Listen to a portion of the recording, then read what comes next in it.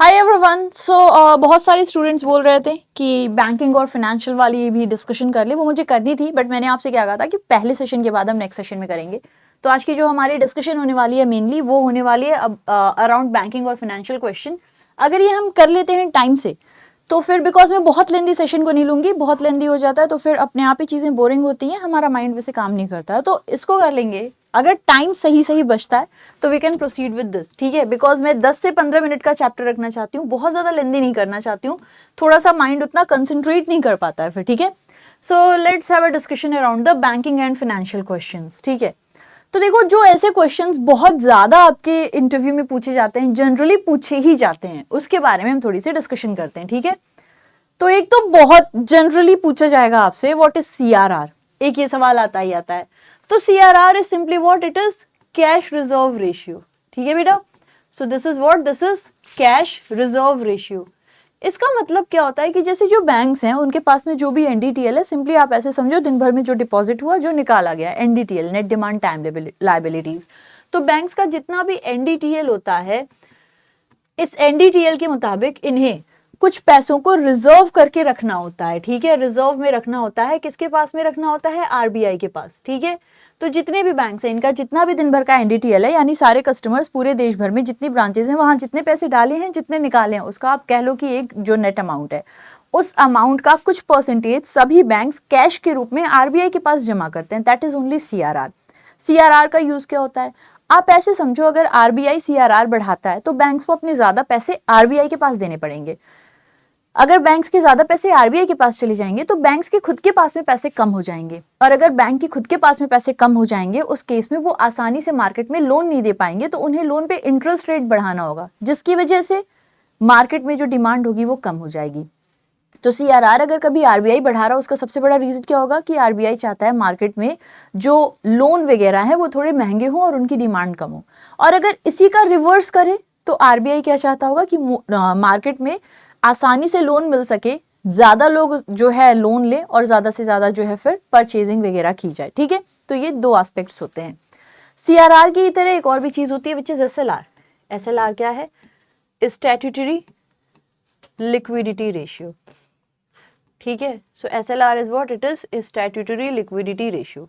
Now SLR क्या होता है ना बेटा, स्टैट्यूटरी लिक्विडिटी रेशियो में बैंक्स को कहा जाता है कि वही एनडीटीएल का कुछ हिस्सा अपने पास रख लो, कैश, गोल्ड या गवर्नमेंट सिक्योरिटी के रूप में। तो अगर अपने पास रखें तब तो खर्च कर सकते हैं, नहीं, वो अपने पास रखना होता है एंड आरबीआई कैन चेक। अगर ऐसा लगता है कि इन्होंने मेंटेन नहीं किया तो उस केस में RBI can impose penalty also.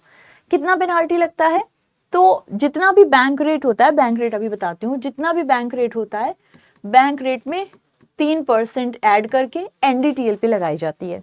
So these are CRR and SLR, दोनों का सेम यूज है। अगर सीआरआर एसएलआर बढ़ाया जाता है तो आरबीआई चाहती है बैंक्स ज्यादा पैसा डिपॉजिट में रखें, ठीक है, अपने पास कम रखें, जिससे मार्केट में लोन महंगा होगा, लोगों की डिमांड कम होगी। और अगर इसका रिवर्स किया जाता है तो इसका रिवर्स होगा, जिससे मार्केट क्या होती है, स्मूथ चलती है। आरबीआई ऐसा क्यों चाहेगा, मार्केट को देख के, अगर बहुत ज्यादा मार्केट में पैसे आ गए हैं तो उन पैसों की वैल्यू अपने आप ही डाउन होगी ना। अगर जरूरत से ज्यादा पैसे हैं तो हम लोग की जरूरत से ज्यादा डिमांड होगी, बिना बात की प्राइसेस बहुत ज्यादा बढ़ने लग जाएंगे। This is not a good sign for any economy, है ना, इसलिए उसको स्टेबल रखनी जरूरी है। Next, repo rate. तो बेटा repo rate is that rate जिसपे आरबीआई बैंक्स को लोन देता है फॉर शॉर्ट टर्म। तो एक ऐसा इंटरेस्ट रेट, जैसे मान लीजिए एसबीआई आरबीआई से लोन ले रहा है, और ये जो लोन ले रहा है ये शॉर्ट टर्म के लिए है, 100 करोड़ का लोन लिया, तो आरबीआई इनके ऊपर कुछ ना कुछ क्या करेंगे, इंटरेस्ट लगाएंगे। जो भी इंटरेस्ट लगाएंगे that is simply what, that is simply the repo rate. Repo rate बढ़ाने का भी क्या मतलब है, आरबीआई ने एसबीआई को जब लोन दिया तो इंटरेस्ट रेट बढ़ा दिया।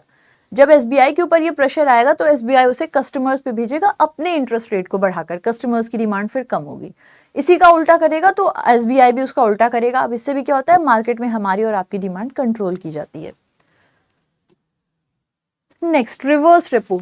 अब रिवर्स रेपो की जगह जो ज्यादा यूज किया जा रहा है ये है एसडीएफ या फिर स्टैंडिंग डिपॉजिट फैसिलिटी, ठीक है। सो दिस इज एसडीएफ या फिर स्टैंडिंग डिपॉजिट फैसिलिटी। एक है रिवर्स रेपो। रिवर्स रेपो को अब स्टेबल कर दिया गया, इसकी जगह जो ज्यादा यूज होता है वो एसडीएफ होता है। रिवर्स रेपो का मतलब जैसे हम और आप अपने पैसे बैंक के पास रखते हैं ना, तो बैंक हमें उस पर कुछ इंटरेस्ट देता है। वैसे ही जब बैंक्स अपनी एक्सेस सरप्लस को आरबीआई के पास जमा कर देते हैं तो आरबीआई उस पर उन्हें कुछ इंटरेस्ट देता है, and that interest is only reverse repo. ठीक है, तो ये रेपो रेट का उल्टा है कि भाई आपने जब मुझसे लोन लिया तो हमने आप पे लगाया, जब आप हमारे पास पैसे रखोगे तो हम आपको रिवर्स रेपो ऑफर करेंगे। ठीक है, ओके। रिवर्स रेपो के केस में क्या होता है कि अभी ये स्टेबल कर दिया गया, अब इसकी जगह जो ज्यादा यूज किया जा रहा है ये है SDF, standing deposit facility. Generally जब बैंक्स अपने पैसे 24 आवर्स के लिए पार्क करते हैं आरबीआई के पास में, या आप कह लो ओवरनाइट के लिए, तो आरबीआई उन्हें जो इंटरेस्ट रेट ऑफर करता है दैट इज ओनली एसडीएफ या फिर स्टैंडिंग डिपॉजिट फैसिलिटी। पहले क्या था कि जब भी आप लोग रेपो में -0.25 करते थे तो आपको मिलता था रिवर्स रेपो, लेकिन बाद में इसको रिप्लेस कर दिया गया और इसकी जगह पे क्या आ गया था, इसकी जगह पे आ गया था एसडीएफ। रिवर्स रेपो रेट को स्टेबल किया था कोविड के दौरान। कोविड के दौरान क्या हुआ था, जो भी बैंक्स थे वो अपने पैसों को आरबीआई के पास रख रहे थे, क्योंकि अगर वो मार्केट में देते तो लोग पैसे लेके वापस नहीं कर पा रहे थे, इंडस्ट्री शट हो गई थी, लोगों के पास में पैसे नहीं बचे, कारोबार नहीं चल रहा था, नौकरी नहीं रह गई थी, तो हालात खराब हो रहे थे। तो बैंक्स को ये लग रहा था कि अगर हमने पैसे दिए तो हमें लोन नहीं मिल पाएगा वापस, इससे अच्छा क्यों ना हम अपने पैसे आरबीआई के पास रख के वहीं से इंटरेस्ट ले लें। तो आरबीआई चाहे ना चाहे उसने रिवर्स रेपो रेट को लगातार कम किया, कम करते करते फाइनली 3.35% पे स्टेबल कर दिया। जब इतना कम इंटरेस्ट रेट हो गया तो फिर बैंक्स को कोई फायदा नहीं लगा कि अपने पैसे देने से क्या फायदा है। आरबीआई ने हर बार बैंक्स को यही कहा कि आप अपने पैसे अभी हमारे पास मत जमा करो, क्योंकि कोविड चल रहा है, इंडस्ट्रीज नहीं चल रही हैं ज़्यादा, लोगों को पैसों की ज़रूरत है, तो आप उन्हें लोन दो। लेकिन बैंक ने इन बात को नहीं मानी और अपने पैसों को आरबीआई के पास जमा किया। फाइनली क्या हुआ, फाइनली हुआ यही कि जो भी बैंक्स थे वो अपने पैसे जमा करते गए, आरबीआई ने 3.35% कम करके इतना कट करके और फाइनल कर दिया इसको स्टेबल। उसके बाद से जो है अब यूज़ किया जाता है मार्केट में वो स्टैंडिंग डिपॉजिट फैसिलिटी, अब इसकी जगह पे एसडीएफ का यूज़ किया जाता है। ओके, अच्छा, रिवर्स रेपो रेट में क्या होता है कि जब भी बैंक जाते हैं रिवर्स रेपो रेट के अनुसार पैसे लेते हैं उस इंटरेस्ट पे आरबीआई उन्हें, क्योंकि रिवर्स रेपो रेट क्या है कि बैंक ने अपने पास से एक्सेस सरप्लस जो उनके पास पैसे हैं उसे आरबीआई के पास डिपॉजिट किया, तो आरबीआई ने उसे इंटरेस्ट रेट दिया। इसमें क्या होता है कि आरबीआई इन्हें कुछ गवर्नमेंट सिक्योरिटी भी ऑफर करता है जब रिवर्स रेपो रेट होता है, लेकिन एसडीएफ में आरबीआई बैंक्स को इंटरेस्ट रेट तो देता है उनके डिपॉजिट पे, पर कुछ गवर्नमेंट सिक्योरिटी नहीं देता है। ये फॉर आप कह सकते हो कि अगर ऐसा कोई क्वेश्चन बने तो आप बता सकते हो कि दोनों के बीच का डिफरेंस क्या है। यहाँ पे कुछ कोलैटरल बैक्ड होता है, यानी जब आरबीआई बैंक से पैसे लेता है तो कुछ कोलैटरल देता है कि आप ये रखो, ठीक है, और पैसे लोन नहीं ले रहा होता, उनके एक्सेस सरप्लस अपने पास लेता है। जैसे हम और आप बैंक को जाके लोन थोड़ी देते हैं, हम तो अपने एक्सेस मनी रखते हैं ना, तो हमें इंटरेस्ट मिलता है, वैसे ही बैंक्स भी अपने एक्सेस मनी रखते हैं। अगर वो एसडीएफ के अनुसार लेते हैं इंटरेस्ट तो उन्हें कुछ भी उस पर गवर्नमेंट सिक्योरिटी नहीं आरबीआई ऑफर करता है। ठीक है, what is CASA? CASA is current account and savings account. तो आप ऐसे समझो कि जो हम और आप अपने अपने पैसे रखते हैं करंट और सेविंग्स में, वही एक साथ में कासा होता है। ठीक है, करंट अकाउंट सेविंग्स अकाउंट जो है ये दोनों ही डिमांड डिपॉजिट में आते हैं, क्योंकि इसमें हम अपने अनुसार पैसे डाल सकते हैं, निकाल सकते हैं। एफडीआरडी को टाइम या टर्म डिपॉजिट कहते हैं। ठीक है, तो उसमें होता है कि बैंक आपको बताता है किस डेट में, आरडी में आप किस डेट में पैसे जमा करोगे, हर महीने कितने पैसे जमा करोगे, कितने साल तक आप बैंक के साथ करते हो, तो आप उसी अनुसार पैसों को जमा करते रहोगे। लेकिन करंट और सेविंग्स में आप अपने मन मुताबिक कभी भी पैसे डाल सकते हो, कभी भी निकाल सकते हो। सेविंग्स अकाउंट में कुछ रिस्ट्रिक्शंस होती हैं एटीएम वगैरह से, लेकिन आप यूपीआई से पेमेंट जितनी बार जहां जैसे चाहो वो कर सकते हो, है ना। तो इसी से इन्हें हम डिमांड डिपॉजिट भी कहते हैं। एनपीए की हम बात करें, एनपीए का क्या अर्थ है? सपोज करिएगा कि कोई लोग हैं मिस्टर एक्स, मिस्टर एक्स ने लोन लिया है एसबीआई से और ये अपने लोन को रीपे नहीं कर पा रहे हैं। ठीक है, तो इन्होंने लोन लिया एसबीआई से और ये अपने लोन को रीपे नहीं कर पा रहे हैं। कितने दिन तक नहीं कर पा रहे हैं? मान लीजिए इनकी ड्यू डेट है 2 जून को, इनको ड्यू डेट है जब इन्हें पेमेंट करना है अपना, क्योंकि जब आप लोन लेते हो तो इंस्टॉलमेंट्स बनेंगे ना। तो मान लीजिए इन्हें 2 जून को रीपेमेंट करनी थी, 2 जून के बाद में 90 डेज बीत गए और आज तक ये अपनी लोन की रीपेमेंट नहीं कर पाए उस इंस्टॉलमेंट की, तो वही जो पैसे थे उसी को नॉन परफॉर्मिंग एसेट कहते हैं। बैंक के लिए एसेट क्या है? एसेट का मतलब संपत्ति होता है, लायबिलिटी का मतलब जो हमारी जिम्मेदारी होती है। अब आप ऐसे समझो, नॉन परफॉर्मिंग एसेट इसका नाम क्यों है? क्योंकि जो बैंक्स होते हैं ना, बैंक्स के लिए एसेट और लायबिलिटी समझिएगा, एसेट लायबिलिटी ये आप अपने हिसाब से नहीं, बैंक के हिसाब से समझने की कोशिश करो। जैसे एसेट का मतलब हो गया संपत्ति, लायबिलिटी का मतलब हो गया जिम्मेदारी। तो बैंक एसेट का मतलब हुआ जो बैंक की संपत्ति है। अगर आप अपने पैसे रख रहे हो बैंक के पास, तो वो बैंक की जिम्मेदारी है कि बैंक आपको वापस करे। तो जब हम और आप अपने पैसे डिपॉजिट करते हैं तो वो बैंक की लायबिलिटी होती है, ठीक है। तो बैंक का लायबिलिटी क्या हुआ? जो कस्टमर ने अपने खाते में डिपॉजिट किए, क्योंकि बैंक को ये वापस करना है। लेकिन जब बैंक आपको और हमें लोन देता है तो वो बैंक की संपत्ति है। क्यों? क्योंकि हम बैंक को वापस करेंगे, वो बैंक का है और बैंक को हम सूद समेत देंगे। तो बैंक के लिए जो एसेट है वो जो भी हम लोगों को लोन दे रहा है बैंक, वो है, ठीक है। ठीक हमारा उल्टा होता है। तो जब बैंक लोन देगा तो उसको तो एसेट ही कहेगा, और अगर वही लोन जिसको उन्होंने दिया है, मान लीजिए परफॉर्म करने का क्या मतलब होता है? अच्छा चलना। तो बैंक ने किसी को लोन दिया है और वो लोन टाइम टू टाइम वापस मिल रहा है विद इंटरेस्ट, तो बैंक के लिए वो एक परफॉर्मिंग एसेट है।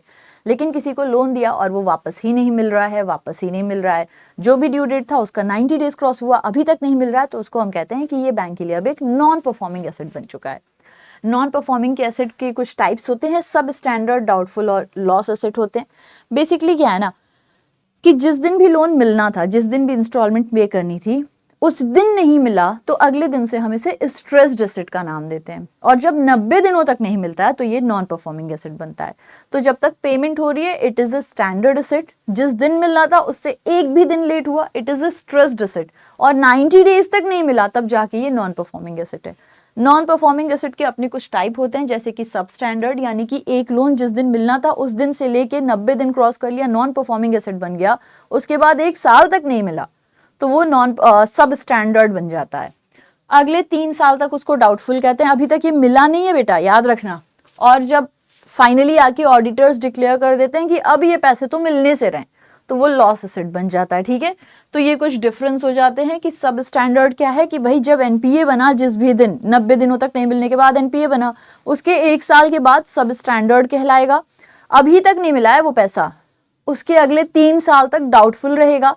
फिर ऑडिटर्स आते हैं, ऑडिटिंग करते हैं कि क्या कोई संभावना है इस पैसे की मिलने की, फिर वो कह देंगे नहीं नहीं अब ये पैसे नहीं मिलेंगे, तो फाइनली वो एक लॉस एसेट बन जाता है, ठीक है। ये इस तरीके से होते हैं। जब बैंक्स अपने किताब में लिख के दिखा देते हैं कि हमने पैसे दिए थे बर्बाद हो गया, तो वही बैड लोन बन जाता है। तो ये छोटे छोटे से डिफरेंस हो जाते हैं अलग अलग टाइप ऑफ लोन्स में, ठीक है। इसके अलावा what is priority sector lending? तो हमारे देश के कुछ ऐसे क्षेत्र हैं जिसमें बैंक्स प्रेफरेबली लोन नहीं देना चाहते थे, ये मान के कि शायद इनसे हमें कोई बढ़िया रिजल्ट ना मिले, हमारी लोन की वापसी ना हो। इसलिए सरकार ने एक अलग से सेक्टर ही बना दिया, जिसमें सरकार ने लगभग 8 सेक्टर को डिफाइन किया कि बैंक चाहे ना चाहे ये नियम है, बैंकों को इन सेक्टर को लोन देना ही होगा। अब ये जो सेक्टर सरकार ने अलग से क्रिएट किया कि बैंकों को यहाँ पे लोन देना ही होगा। अभी तक क्या था, बैंक फ्री थे, आप दो या ना दो। जब बैंक के ऊपर एक आ गई नई रूल जिसका नाम प्रायोरिटी सेक्टर लेंडिंग है, प्राथमिकता प्राप्त क्षेत्र, जब बैंक के ऊपर ये नियम आ गया तो अब बैंक चाहे या ना चाहे, जो भी क्षेत्र का नाम आ गया है पीएसएल में, वहां पे इन्हें लोन देना ही होगा। कुल ऐसे 8 क्षेत्र होते हैं जो इसमें लिखे गए हैं। ये वो क्षेत्र हैं जो वीक और वल्नरेबल हैं, जहां पे बैंक प्रेफरेबली पैसे नहीं देते थे। अब मैं कहूँ कोई बहुत बड़ा इंडस्ट्रियलिस्ट, उसको तो बैंक खुद ही पैसा दे देगा, लेकिन कोई फार्मर, कोई छोटे मोटे इंडस्ट्रियलिस्ट क्या उनको देते हैं? नहीं। इसलिए इन लोगों का एक अलग कैटेगरी बनाया गया कि ये अब पीएसएल में रहेंगे, प्रायोरिटी सेक्टर लेंडिंग में, और सभी बैंकों को इन्हें अपने एएनबीसी का 40% देना ही होगा, ठीक है। तो जैसे एग्रीकल्चर, एमएसएमई, एजुकेशन, हाउसिंग, फिर और भी कुछ होते हैं, एक्सपोर्ट,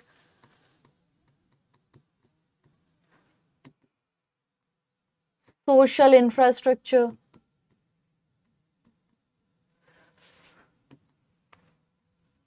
रिन्यूएबल एनर्जी,